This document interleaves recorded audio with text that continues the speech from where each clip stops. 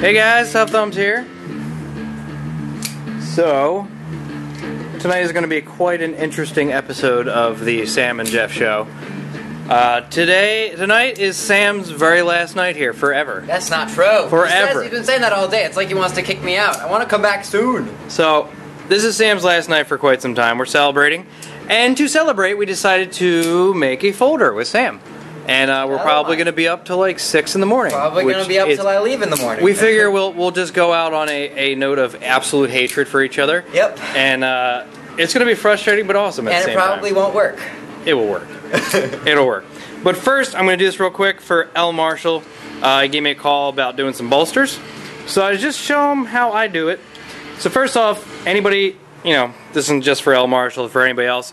If you're going to be doing any type of epoxy work with G10 or composite materials, I get this shit from Alpha Knife Supply.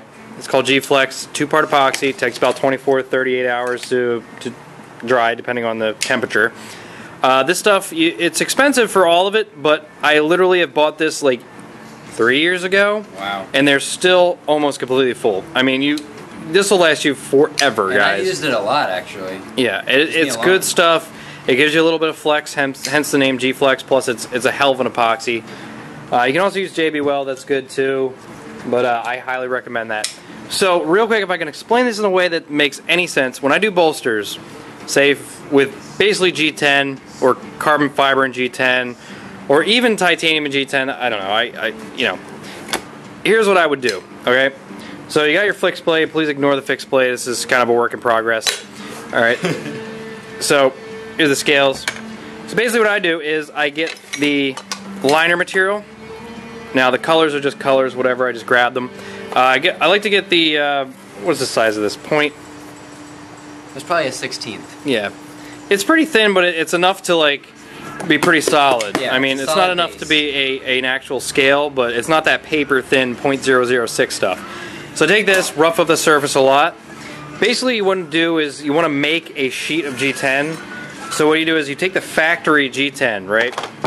The factory edges on the G10. So you don't want this crap here where it was cut in, or here, because you have like, lines and stuff from the what the hell you call it? Bandsaw. See that right there? But on the factory stuff, they have a lot cleaner cut. They do it with like a water jet, I'm not sure. But it's a lot cleaner. You maybe want to just hit it real nice and lightly with something. You don't want to change the angle. But usually you got a nice 90-degree edge there, enough to basically smack them together. So basically, you can take small chunks out. You can take these two pieces together like this. Pop your handle like that. Take a marker.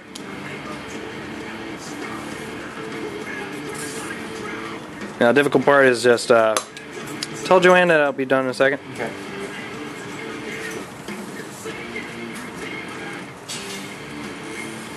Just basically trace out your scales like so. And leave yourself a lot of room on top here. So basically there you go. So basically you can just glue this piece exactly like this. You can cut off here, cut this area out right here. You want to rough up the surface with like some rough sandpaper. So rougher the better. I mean, you do like 50 grit or 120 grit, nice new 80. Doesn't matter. Just rough up the surface here, rough up the bottoms of these, epoxy it together. You don't have to do the whole sheet. I would take this cube out like this. So basically, then you have a sheet of G10 with a rough like area for your bolsters, pretty much. Or for you'll have a sheet. This will be solid by the time it's dry. You want to clamp it or whatever. Keep it in a nice warm place. What's she doing? She just want to say goodbye. Oh, okay. Yeah, she's saying goodbye to Sammy. Yeah, I said goodbye to Zombie too. Gosh, that dog smells. Yeah, that dog smells bad. So basically, you epoxy these on here like this. I mean, you see, with the factory G10 edges there on the sheets, they're pretty much perfect. And with G10, the epoxy will fill it in and you won't see any gap if there is a microscopic gap in there. Now if you're using like a metal or like a steel or like a titanium or something against G10, you definitely want to make sure you're absolutely perfect. So once you have that done, then you got your two sheets and you just want to make sure, when you put the two together, that your angles are correct here. So basically, cut this guy out. So basically what you want to do is cut two cubes, two rectangles out of here, smack them together on either side, and make sure they're lined up and just clamp them. Then you do your holes. And also, you want to make sure you got a hole on both sides of the bolster. You want a hole up here and a hole up here. And if there's a hole in the middle, that's good too. But basically, that's pretty much self-explanatory. That's the best way I can explain it to you. Folders are a whole another demon, and I'm not getting into that. So yeah, I hope that helps you, dude. I did my best to explain it. Makes sense, right? That is pretty good. Get over here, Sam. My butt was cold. I wanted to be by a cold stove. This is your last night here. My butt was cold. Forever. So, I'm just going to warn you guys, I'm going to talk about the Taniks. I know they're overpriced. Taniks are boring. And they're boring. The fit and finish is terrible. It's only like my entire life has worked up to making these or something. Nothing special. I mean, it's only a hobby here. It's only all I do, and like I put everything into it. But it's I know they're not worth $1,000. No. Not my price, by the way. I sell them for $8 if you order from me, and we go up them there for materials. So I'm finished all 9 Taniks for Blade HQ. Woohoo! I'm going to show them quickly, one at a time. But first, I'm going to show the whale tard. Oh gosh. Now you guys, came out great. You remember the whale tard, guys? I did this a long time ago. The guy basically told me just hold on to it, and once I get some kind of an idea, do something with it. So I was lucky enough to find the original pictures of the whale tard. Oh goodness, this is quite a thing. Let me just pause this. Now, this is what the... Jesus, can you change that so it's not like falling over? What, this water Yeah, bottle? just move stuff so it's not falling over, idiot. Jesus. Whoa, relax. I fucking hate you. Relax. Alright, so the whale tard. I apologize to the maker of this knife. I'm sorry. He's about to get I'm really sorry because I have like made fun of this knife many times. But it's just ugly, I'm sorry.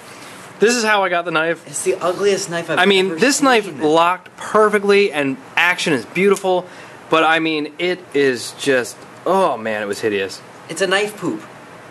You see the cutout there? I mean, this knife took me forever to figure out what the hell to do on it because basically the blade fills the entire handle and there's no room for anything. There's 2 screws right here and here and nothing else you could do with it. I mean, like literally the blade came right to these and this whole bottom area there's no screws, nothing holding together, it's free floating, but the blade filled the entire thing. Gigantic handles, but somehow the blade filled the whole thing. So, you guys saw it reworked a bit, but I hated it. I'm watching a YouTube channel on YouTube, or YouTube video on YouTube. I swear, guys, I'm not under the influence of anything right now. No, not at all. I promise you. Completely sober in every way. But yeah, that's the whale tard, I call it. I'm sorry, guys. I won't mention the maker's name because I don't want to offend anybody. But he's come a long way. I checked out his website today, and it's actually a lot. That's good to hear. Yeah, I mean, it's definitely one of his early works for sure. But I reworked it, guys. Just remember the It looks image. incredible. If it's not burned in your head already, this is what I came up with pretty much. This is for my good friend Pluis. Unique name. Pluis. That's why I've always remembered his name. I finally, today I picked it up. I was like, you know what? I got all the equipment I need, and I just grabbed it. I was like, oh shit, I can do this and this. So that's what we came up with. So you guys remember what the whale tard looked like? This is her now. She is gorgeous. I mean, this is actually a presentable knife now. So much better. Really clean, nice lines, nice and straight across the top. I hate when it goes in and dips up. That's a pet peeve of mine. Blade's nice. Everything's nice and uniform. As you can see, the cutout. I mean, even the cutout doesn't look too bad, actually. Surprisingly. It's a strange knife. It functions very nicely. As you can see, it's not even on any bearings. It's just got phosphor bronze washers in it. But it really... I mean, you see how far that sinks down in there? It's a long way for it to go. Oh, it goes. Really It fills this entire handle. It's a long way for it to like go. literally, the only screw holding it in. There's this guy, the pivot, and there's this little standoff at the bottom. Little dinky standoff. Which I had to change the blade in order for it to even fit because it was hitting the standoff. So you got nothing back here. There's no room. I mean, your finger doesn't touch anything, but there's zero room for anything. So I took that all off there, and there's a very, very small but very secure screw with a standoff at the bottom. It's solid as a rock. There's no flex to it. It's just fine. So Pluis, dude, thank you for being patient. And your whale tar looks great, or whale dork, he called it. Whale dork. Yeah, he doesn't want to get controversial. So yeah, guys, that is just my idea from that knife. I'm really struggled. surprised. I struggled. I didn't think it was going to look good. He gave me the time to make it look good, and it looks good. I like it. I actually would carry this knife, and it's comfortable now. Yeah. The choil is great. Feels really good. It's very solid. I love the pocket clip. The pocket clip's great. I never touched it. Nice hidden screws and everything. Looks great. Great detent. All good. So, that's that guy. Alright, so let's start on the Taniks. We're already at 10 minutes. Then we're probably going to have to do 2 separate videos. Gavco and Whale Tar and Taniks. Alright, we'll talk about the knives I just got here. Ooh, We'll fits. do a skeleton style video. Das fits. Get me my favorite knife ever. There she is. That is incredible. That is my favorite. We'll wait for that. I love that knife. Michael sent me this guy. This is his flipper. Large flipper. You guys might have saw this one has the double detent in it. I told him I didn't care because, you know, I can fix things and it doesn't bug me. I actually kind of find two detents kind of funny. Did I say double flipper? Double flipper. I did say double flipper. I don't know if you said double flipper. I think I said double detent. You said double detent. So, you guys be surprised to find out I'm a very big fan of Michael Gavco. He makes some relatively dull but nice looking knives. Definitely good looking knives. Yeah, but this thing, I mean, there are some minor issues with it, but Mike, you know, Mike told me about them beforehand. I don't care. The craftsmanship on it is fantastic. It's basically I wanted one before he was done like tweaking it. So, I mean, it flies open very nicely, very smooth. The lock comes apart very nicely, and it is solid as fuck. Yeah, it's Michael, very reliable. Good. You got these little pussy screws here and here. That's Mike's choice. I don't know. Him and Elliot. They're both weirdos. It's just very fun to play with and extremely sharp, guys. So I'm very happy with this thing. I find myself playing with it a lot.